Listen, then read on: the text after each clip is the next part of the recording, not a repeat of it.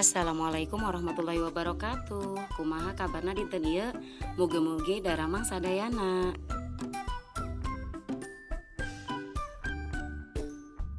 Dinten ieu urang nuju diajar bahasa Sunda.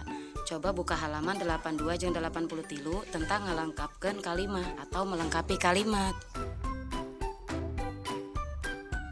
Perhatikeun contoh di handap ieu.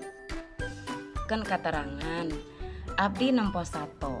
Nah, di sini ada keterangan J, jejer, C, itu menuju marita, O, objek. Nah, di sini ada kalimat lagi, abdi nempo sato di leuweung.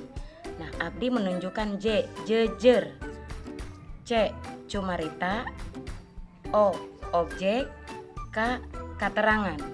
Nah, dalam bahasa Indonesianya, saya melihat binatang.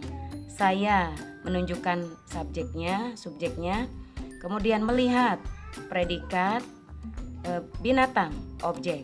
Nah, di kalimat bawahnya, saya melihat binatang di hutan. Saya menunjukkan subjek, melihat menunjukkan predikat, binatang menunjukkan objek, di hutan menunjukkan keterangan.